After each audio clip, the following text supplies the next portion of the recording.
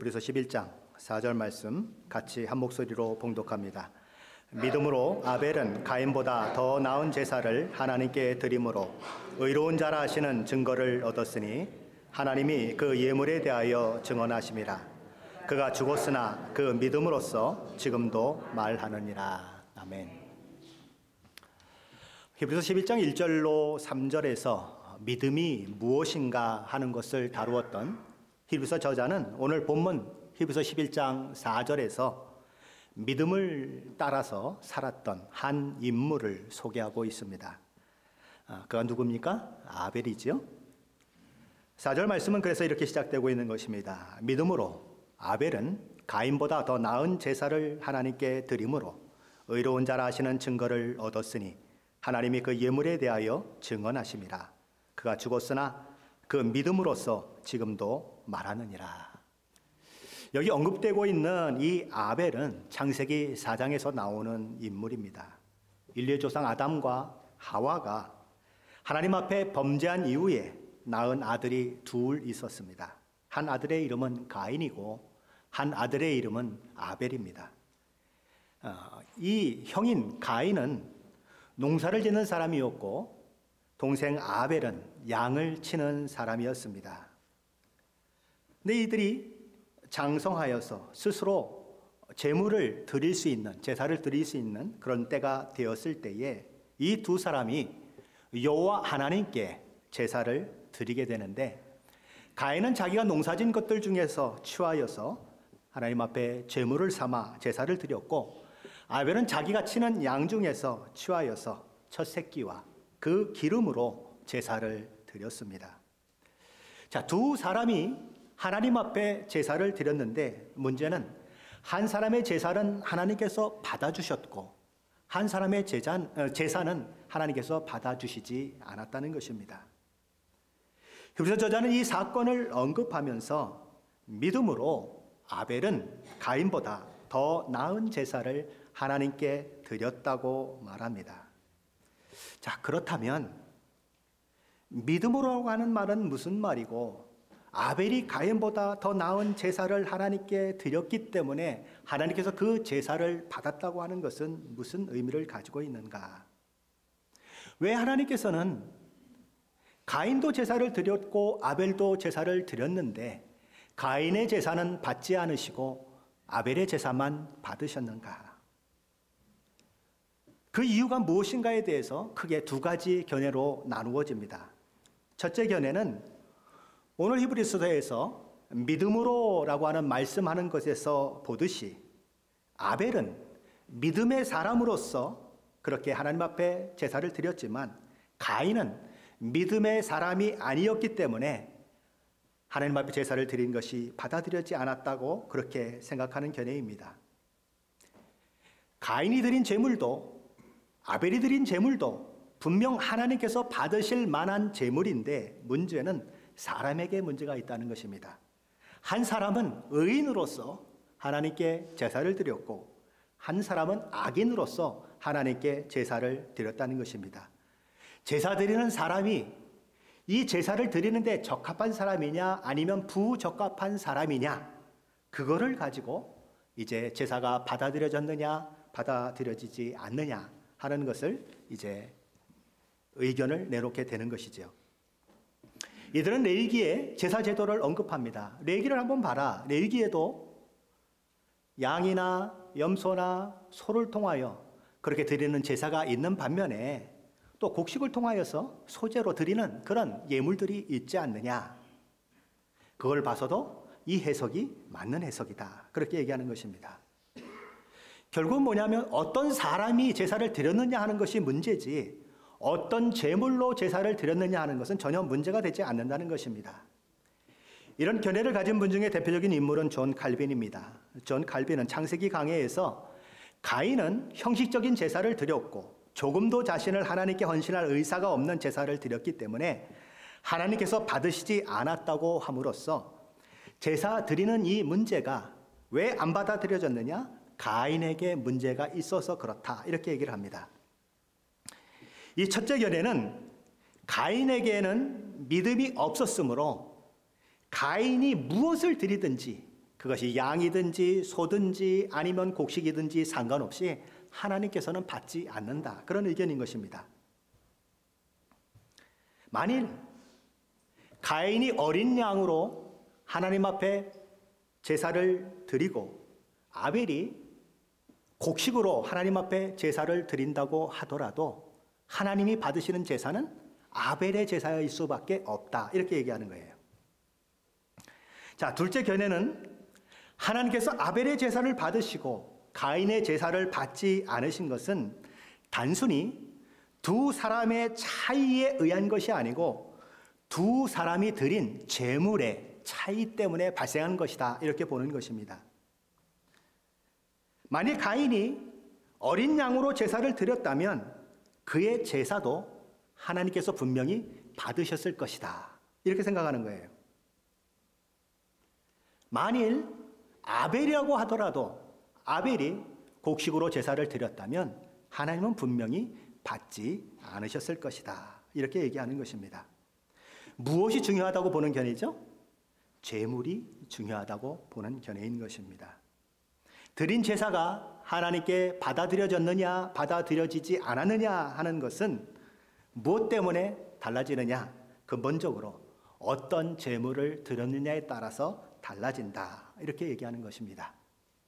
첫 번째 견해와 두 번째 견해가 무엇이 다른지 충분히 이해하셨지요? 다시 설명할까요? 이해하셨으리라 믿습니다. 자, 그렇다면 문제는 무엇입니까? 이 둘 중에 어떤 견해를 취해야 하는가 하는 거죠. 둘 중에 한 견해를 취한다고 하면 그 견해를 취하게 된 충분한 어떤 납득이 갈 만한 그런 또 증거를 제시해야 하는 것입니다. 왜 그것을 합당하게 생각하는지, 왜 그렇게 생각하는지를 얘기해야 한다는 것이죠. 저는 두 번째 견해가 더 합당한 견해라고 생각을 합니다. 왜 그런지 한번 살펴보시겠습니다.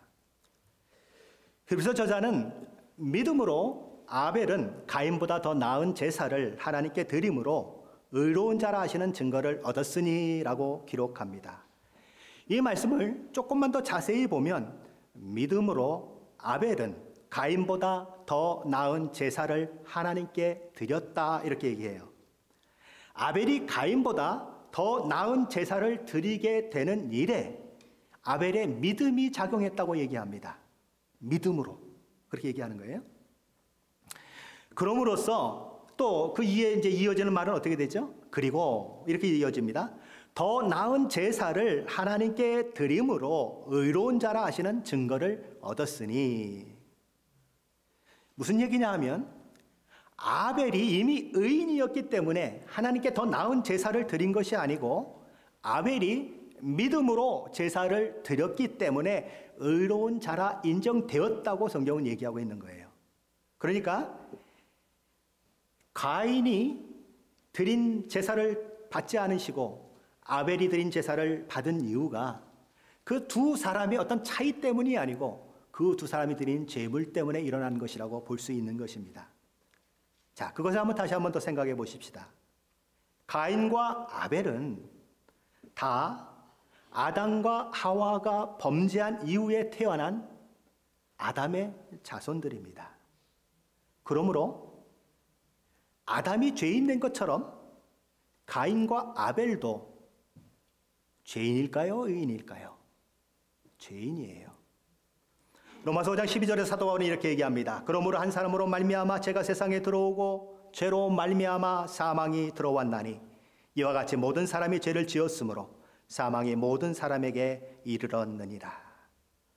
그 로마서 3장에 가면 사도 바울이 유대인과 헬라인이 다 죄 아래 놓였다고 이야기를 합니다. 여기서 헬라인이라고 하는 것은 유대인 이외의 모든 이방인들을 얘기하는 거예요. 그러면서 이렇게 얘기합니다. 3장 10절에 보면 의인은 없나니 하나도 없다고 선언해요. 하나님 앞에 의인이라고 주장할 사람이 아무도 없다는 거예요. 하나님 앞에는 모두가 죄인이다. 물론 우리끼리 서로 도토리 키 재듯이 내가 좀 더 잘났다 아니면 네가 또 더 잘났다 이렇게 얘기할 수는 있지만 하나님 앞에서 보면 다 죄인이라고 하는 것입니다. 하나님께서 우리를 보시면 우리의 심령 깊은 곳까지 뚫어져게 그렇게 꿰뚫어서 보시면 하나님 앞에 설 수 있는 사람은 아무도 없는 거예요. 다 죄인이라는 것입니다. 자, 그러므로 아벨이 의인이었기 때문에 하나님께서 제사를 받으셨다고 하는 이 말은 설득력이 없는 거예요. 왜냐하면 아벨은 죄인이거든요. 자, 그러면 믿음으로 아벨은 가인보다 더 나은 제사를 하나님께 드렸다고 할 때에 이 믿음으로라고 하는 이 말이 앞에 등장하고 있는 이유는 무엇이냐 하는 것입니다. 이 말씀을 이해하기 위해서는 믿음이라고 하는 것이 무엇이냐를 한번 생각해 봐야 합니다. 성경이 말씀하는 믿음과 세상이 이야기하는 믿음은 다른 것이에요. 어떤 분들은 차를 타고 다리를 건너갈 때에 이 다리가 내가 차를 타고 건너갔을 때에 힘있게 잘 받쳐주고 나를 건너게 할 것이라고 하는 그 믿음이 내게 있어서 이 다리를 건너가는 것이다 이야기하면서 그것이 믿음이라고 얘기를 해요. 그런데 성경이 얘기하는 믿음은 그런 믿음이 아니라는 것입니다. 성경이 말씀하는 그 믿음은 언제나 믿음의 대상인 하나님과 관련이 되어 있어요. 하나님께 근거하고 있다는 것입니다. 하나님께서 무엇을 약속하셨고 하나님께서 무엇을 말씀하셨는가 하는 것에 따라서 그 믿음이 있어진다고 하는 것입니다. 우리가 어떤 사람을 보고 야, 저 사람은 믿음의 사람이야. 저 사람은 믿음이 있어 라고 말할 때 무엇을 가지고 그렇게 이야기합니까? 그것은 그 사람이 하나님의 말씀과 뜻을 따라 사는 사람이냐 아니냐로 평가되는 것입니다. 잘못 이렇게 믿음 있는 사람을 잘못 얘기해서 우리가 좀 헷갈리고 그런 경우가 좀 있기는 있어요. 그러나 하나님의 말씀대로 살지 않고 하나님의 뜻을 살지 않는데 뭐 수많은 것들이 많이 나타난다고 하더라도 그건 사실 믿음이 아니에요. 하나님이 인정하시는 믿음이 아니라는 것입니다. 그래서 예수님도 그 얘기 하시지 않습니까? 내가 주의 이름으로 뭐 병자를 고치고 기적을 베풀고 막 그랬는데 예수님 나중에 뭐라 그러세요? 내가 너희를 도무지 알지 못하노라. 하나님의 말씀에 순종하는 것이 아니고 하나님의 뜻을 따르는 것이 아닌 믿음은 사실 믿음이 아닌 거예요. 성경은 늘 그걸 얘기하는데 우리는 자꾸 헷갈리는 겁니다. 그러므로 믿음으로 아벨은 가인보다 더 나은 제사를 하나님께 드렸다고 하는 이 말씀은 아벨이 하나님이 명하신 방법을 따라서 하나님이 말씀하신 것을 따라서 무엇을 했다고요? 어린 양을 선택하고 그 어린 양을 제물로 하나님께 드렸기 때문에 그 제사를 하나님께서 받으셨다는 것입니다. 그러므로 여기서 믿음으로라고 하는 할 때의 이 믿음은 어떤 것입니까? 하나님께서 정하신 법과 원칙에 따르는 믿음을 말하는 것입니다. 그것은 그가 얼마나 의로운 사람이냐, 그가 얼마나 제사를 드리는데 정성을 들였느냐, 그가 얼마나 비싼 제물로 그렇게 제사를 드렸느냐 하는 것이 아니고 하나님께서 요구하시는 것이 무엇인지, 하나님께서 요구하시는 제사의 방법이 무엇인지를 알고 하나님 앞에 제사를 드렸다는 의미인 것입니다. 로마서 10장 17절에서 사도 바울은 이렇게 얘기합니다. 그러므로 믿음은 들음에서 나며 들음은 그리스도의 말씀으로 말미암았느니라. 믿음이라고 하는 것은 언제나 항상 하나님의 말씀에 기초해야 하는 것입니다. 하나님께서 말씀하시고 사람이 그 말씀을 마음으로 받아서 그 말씀하신 대로 바로 믿고 행동하는 것, 그것이 믿음인 것입니다. 아벨이 하나님께서 받으시는 제사를 드릴 수 있었던 것은 그가 믿음을 따라서 하나님께서 말씀하신 방법을 따라 제물을 선택하고 그 제물을 하나님께 드렸기 때문인 것입니다. 하나님께서는 속죄의 제사를 드릴 때에 언제나 피를 요구하셨어요. 왜 그렇습니까? 죄의 삭은 사망이기 때문에 그래요. 죄인이 자기 죄 값을 치르기 위해서는 자기가 죽든지 아니면 누군가 대신해서 자신을 위해서 죽는 사람이 있어야 하는 것입니다. 그래서 구약시대에는 죄인이 죄를 용서받는 그 일들을 위해서 무엇을 허락하셨냐면 속죄의 제물을 잡아서 피를 흘리고 그 제물을 하나님께 드리는 그런 제사를 통하여 죄를 용서받는 일들을 우리에게 허락하신 것입니다. 그래서 히브리서 저자는 히브리서 9장 22절에서 피 흘림이 없은즉 죄사함이 없느니라 라고 선포하고 있는 것입니다. 하나님께서 죄사함을 위해 주신 제사의 방법은 언제나 생명이 있는 가축을 드리는 것이지 곡식을 드리는 제사로는 안 되는 것입니다. 자, 그러면 이제 한 가지 더 생각해 보아야 하는 것이 있습니다. 가인과 아벨이 살던 시대는 모세를 통해서 율법을 주셨던 그 시대와는 아주 더 오래전에 살았던 인물이 이 아벨과 가인인 것입니다. 자, 그렇다면 아직 율법이 주어지지 않았던 그 시대에도 하나님께서 어린 양과 같은 제물로 제사를 드리라고 하는 명령이나 규정이 있느냐 하는 것입니다. 창세기 1장과 4장을 쭉 훑어보면 제사 드리는 것이 나오는 것은 바로 여기 가인과 아벨의 제사 말고는 없어요. 또한 창세기 1장에서 4장까지 아무리 살펴보아도 제사의 제물이 어린 양과 같은 피의 제사로 드려야 한다는 규정도 없습니다. 그러나 그럼에도 불구하고 하나님께서 원하셨던 제사는 피의 제사였다고 주장하는 이유가 도대체 무엇이냐 하는 것입니다. 그것을 알기 위해서는 창세기 3장으로 돌아갈 필요가 있습니다. 창세기 3장에 가면 하나님의 말씀을 어기고 불순종하는 죄를 지은 모든 인류의 조상 아담과 하와의 이야기가 나옵니다. 선악과와 뱀이 나오고 그리고 유혹을 받아 먹지 말라는 선악과를 따먹는 일이 기록이 되죠. 최초의 죄를 범한 인류의 조상 아담과 하와가 하나님을 피해서 숨는 일들이 일어납니다. 하나님께서 죄를 추궁하시자 죄에 대한 책임을 물으시자 어떻게 하죠? 자기가 죄를 지었다고 하는 것을 인정하면서도 그 책임을 아담은 하와에게, 하와는 뱀에게 전가시키는 그런 모습들이 나타납니다. 그리고 하나님께서는 그 죄에 대한 책임을 물으셔서 징벌하시지요. 먼저 누구에게 징벌하십니까?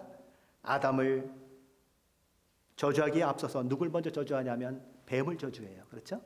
뱀을 저주하시고 여자를 저주하시고 마지막에 아담을 저주하십니다. 그런데 이 선악과를 따먹고 벗은 것이 부끄러워서 이 아담과 하와는 자신의 벗은 몸을 가리기 위해서 어떤 일을 하게 되냐면 무화과 잎으로 치마를 해서 입는 일들이 일어납니다. 하나님께서는 그것을 보시고 창세기 3장 21절에 보면 여호와 하나님이 아담과 그의 아내를 위하여 가죽 옷을 지어 입히시니라 라는 기록에서 보듯이 그들에게 가죽 옷을 지어서 입혀 주십니다. 아담과 하와는 죄를 지음으로 자신의 부끄러움이 드러날까 봐 무화과 잎으로 치마를 해 입었습니다. 그런데 그것은 나뭇잎으로 만들어진 거예요. 자신의 부끄러움을 가리되 잠깐밖에는 가릴 수가 없다는 것입니다. 해가 뜨겁게 내려지고 앉았다 일어났다 하고 왔다 갔다 하고 이것저것 부딪혀버리면 다 부스러져서 다시 벗은 몸을 드러낼 수밖에 없는 것입니다. 일시적이라는 거예요. 그래서 하나님께서는 그들의 그 부끄러움을 완전히 가려주시기 위해서 어떻게 하십니까? 한 짐승을 잡으세요. 피를 흘리게 하십니다. 그리고 그 가죽을 벗겨내셔서 아담과 하와의 치마를 만들어서 입히시지요. 아담과 하와의 그 부끄러운 죄를 가리기 위해서 전혀 죄를 짓지 않는 흠없는 짐승이 죽어야 하는 일들이 일어났다는 것입니다.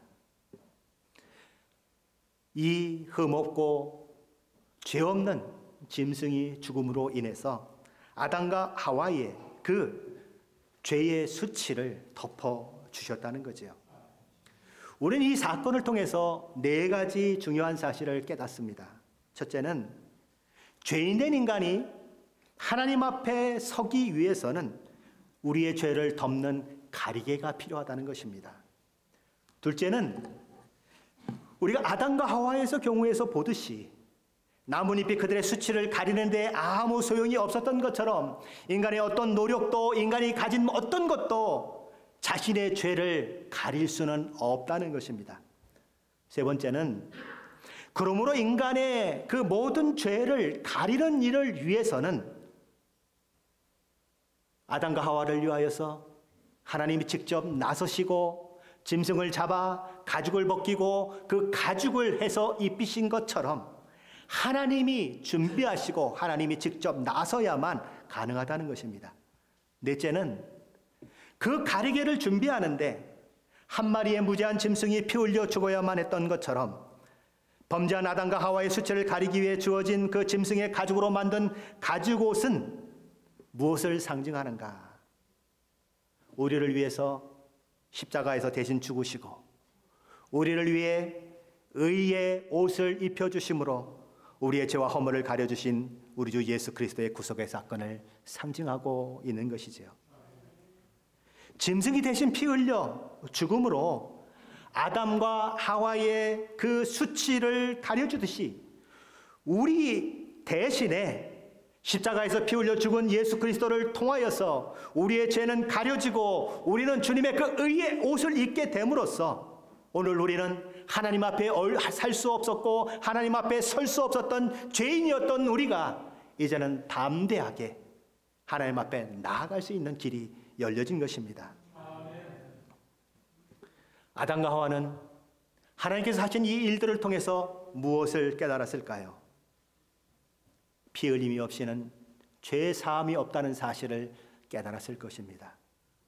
아담과 하와는 이미 죄를 범하고 죄의 영향력 가운데 이미 있는 인간이에요. 아담과 하와는 가죽옷을 입고서도 끊임없이 또 죄를 범하고 또 죄를 범하는 그 일들이 그 삶 가운데 일어날 수밖에 없는 존재인 것입니다. 자, 그러면 아담과 하와는 그때마다 무엇을 했을까요? 하나님 앞에 피의 제사를 드리는 방법밖에는 없는 것이에요. 왜요? 그래야만 죄를 용서받을 수 있기 때문에 그런 것입니다. 아담과 하와 이후에 가인과 아벨이 태어나죠. 가인과 아벨도 죄와 상관없는 사람이 아닙니다. 죄의 그 영향력 가운데 있는 사람이고 죄인으로 이 땅에 태어나지요. 그러니 그는 삶을 살아가며 끊임없이 죄를 지을 수밖에 없는 존재인 것입니다.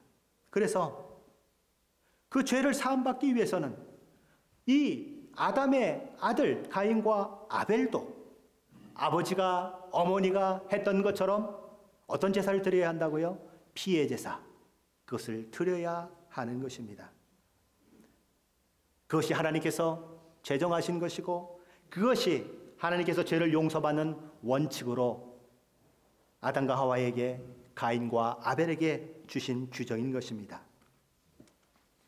가인의 제물은 받지 않으시고 아벨의 제물을 받으신 이유가 바로 이 때문인 것입니다. 창세기 4장 3절을 보면 세월이 지난 후에 가인은 땅의 소산으로 제물을 삼아 하나님께 드렸다고 기록합니다. 가인은 자기가 땀 흘려 수고하여 얻은 농작물에 마음이 가 있어요. 그렇지 않겠습니까? 씨를 뿌리고 그거를 가꾸고 땀 흘리고 애쓰고 해서 곡식이 자라났어요. 얼마나 마음이 뿌듯했겠어요. 그래서 그는 이렇게 얘기하는 것입니다. 아니 내가 왜 아벨이 치는 양을 잡아서 제사를 드려야 한단 말이야? 내 것으로 드리면 되지. 내가 더 고생하고 내 정성이 더 들어가 있고 내가 키운 내가 이렇게 추수한 이 곡식으로 하나님께 드리면 하나님이 얼마나 기뻐하실까? 아, 내가 왜 동생의 양으로 제사를 드려야 돼? 난 그렇게 할 수가 없어. 그래서 어떻게 해요? 자기가 가진 곡식으로 하나님 앞에 나아가기로 그렇게 결정을 내리는 것입니다. 그래서 곡식 제물로 하나님께 제사를 드리는 거예요. 자, 그런데 가인의 이 제물의 문제점은 무엇입니까? 곡식 제물에는 피가 없다는 것입니다. 생명이 없잖아요. 그 제사는 하나님께서 명하신 죄를 속함받는 그런 제사가 아니라는 것입니다. 이것이 가인의 제물과 아벨의 제물의 중요한 차이점이에요. 아벨은 하나님께 제사를 드리되 양의 첫 새끼와 그 기름으로 드렸습니다. 하나님께서 자기 부모에게 가르쳐 주셨던 말씀대로, 그리고 자기 부모가 자기에게 가르쳐 준 방법을 따라서 아벨은 흠없는 대속물, 피 흘림이 있는 제물로 제사를 드렸다는 것입니다. 그러므로 여기 믿음으로 아벨은 가인보다 더 나은 제사를 하나님께 드렸다고 하는 것은 아벨이 하나님께서 명령하신 대로 하나님의 말씀을 따라 속죄를 위한 피의 제사를 드렸다는 것이에요. 아벨의 위대한 믿음으로 말미암아 그 제물이 하나님께 받음직한 제물이 된 것이 아니고 하나님께서 죄악된 인간을 용서하시는 방편으로 허락하신 피의 제사를 아벨이 믿음으로 받아들이고 그 믿음에 따라 제사를 드렸기 때문에 하나님이 받으셨다는 것입니다. 가인은 자기 온 정성과 땀이 들어있는 그 제물을 하나님께 드렸는데 하나님께서 받아주시지 않자 너무너무 분해가지고 안색이 변합니다. 여기 안색이 변했다고 하는 말은 아주 그냥 너무 분노하고 막 불만으로 가득 차 있어서 얼굴의 근육마저도 이렇게 굳었다는 그런 의미를 가지고 있습니다. 하나님께서 가인에게 나타나셔서 이렇게 말씀하세요.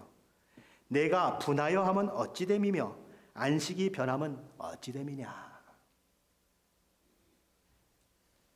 왜 분하여 하고 왜 안색이 변하느냐 이렇게 얘기하는 것입니다. 이 이야기는 이런 것과 같은 거예요. 내가 제시한 대로 드리는 제물이 아닌 것을 받겠다고 너에게 말한 적이 있느냐? 내게 약속한 적이 있느냐?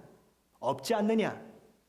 그렇다면 네가 내가 제시한 대로 제사를 드리지 않았다면 지금이라도 겸손히 머리를 숙이고 내 자신의 잘못을 돌아보고 고쳐야 마땅하겠거늘 오히려 뭘 잘했다고 그렇게 씩씩거리느냐 이 얘기예요. 하나님께서 죄인인 인간의 죄를 용서하시고 의롭다 하는 방법은 오직 하나님께서 지시하신 방법대로 피 흘림이 있는 희생 제물을 드리는 제사밖에는 없는 것입니다. 그런데 가인의 문제는 무엇입니까? 그 하나님이 제정하신 방법을 따르지 않고 자신의 방법을 고집했다는 것입니다. 하나님께 나아가는 방법은 인간 스스로 결정할 수 없는 것입니다. 그러나 가인은 하나님께 나아가는 방법을 자기 스스로 결정을 해버렸어요. 자신이 생각해낸 방법대로 제사를 드렸습니다. 오늘 수많은 사람들도 이 가인의 생각을 따라갑니다. 성경은 모든 사람이 죄를 범하였음에 하나님의 영광에 이르지 못하더니라고 기록함으로써 모든 사람이 한 사람도 예외 없이 다 죄를 범한 죄인이라고 말씀해요. 그러므로 아무도 스스로 하나님 나라에 들어갈 수 있는 사람은 없다고 선언합니다. 그러나 사람들은 말합니다. 아니 내가 왜 죄인이에요? 아니 왜 교회만 오면 죄인 그러는지 모르겠어요. 나 정말 기분 나쁘게 해요. 왜 이렇게 얘기하는지 모르겠다고 얘기해요. 나는요 남에게 해코지한 적도 없고요. 난 도둑질한 적도 없어요. 근데 왜 자꾸 죄인이라고 그래요? 정말 그럴까요?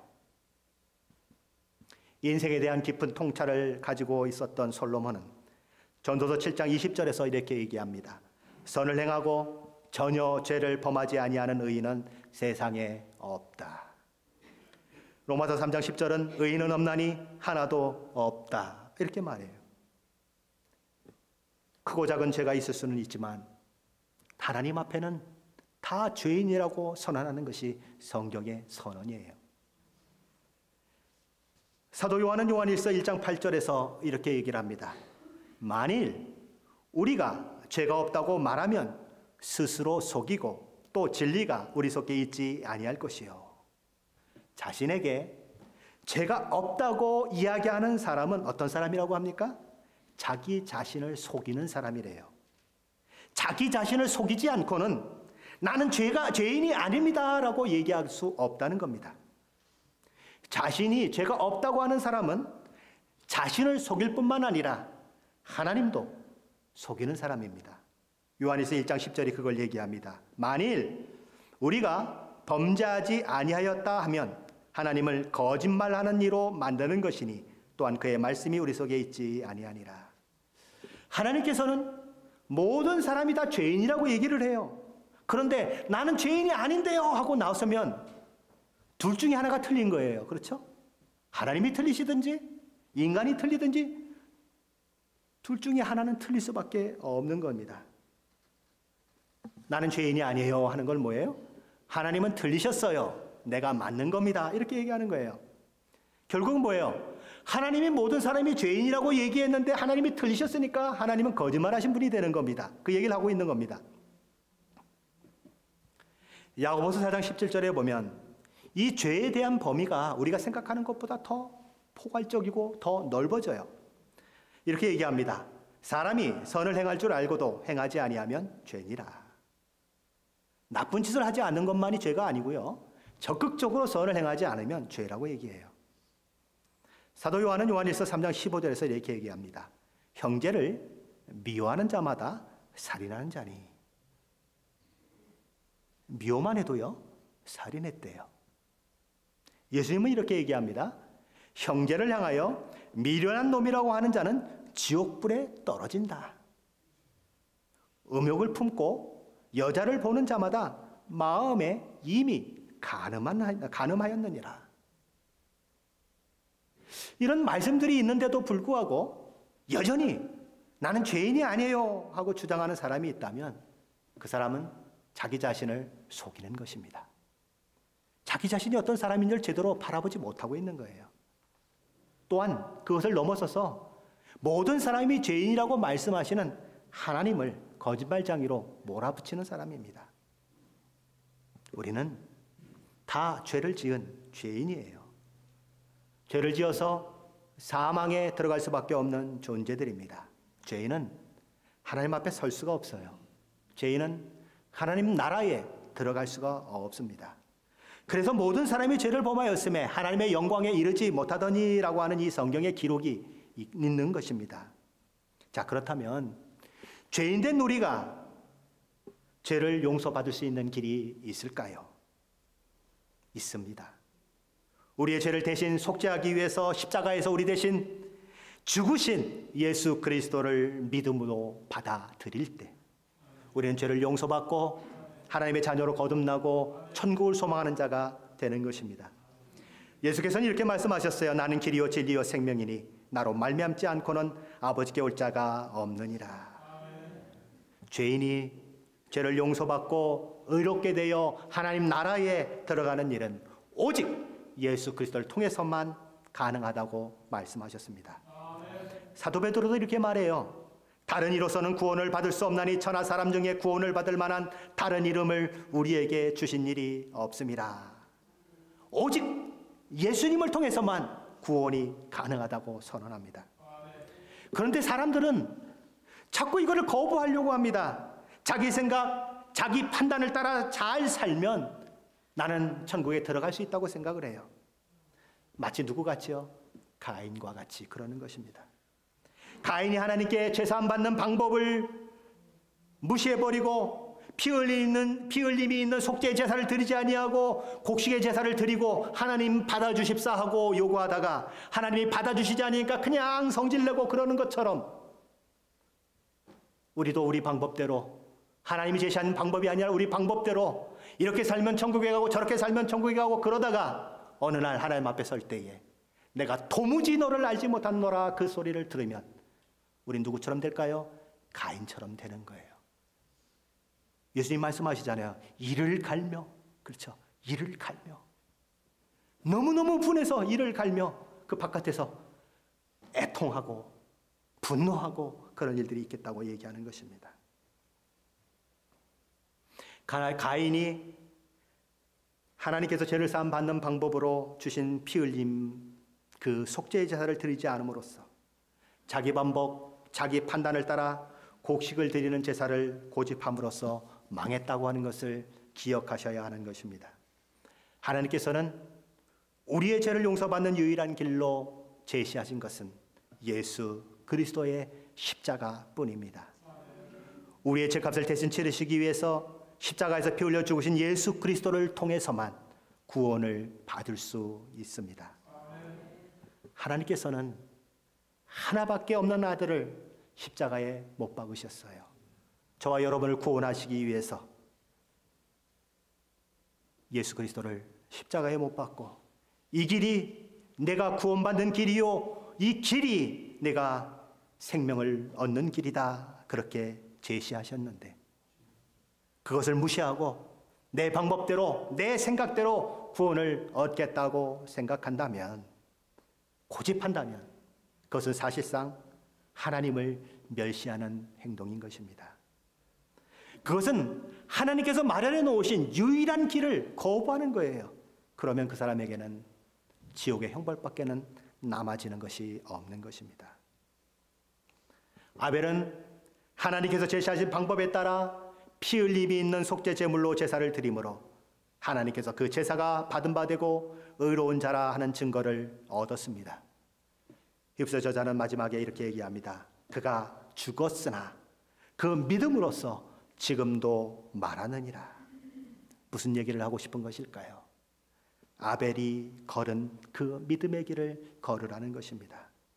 아벨이 하나님께서 제시하신 속죄의 제사를 드려 의로운 자라 그렇게 증거를 얻은 것처럼 하나님께서 이 마지막 시대에 예수 그리스도의 십자가로 보여주신 속죄를 믿음으로 하나님 앞에 의로운 자라 증거를 받는 그런 사람이 되라고 얘기하는 것입니다. 우리가 구원을 받는 길은 여러 길이 있는 것이 아니에요. 오직 예수를 통한 한 길밖에 없는 것입니다.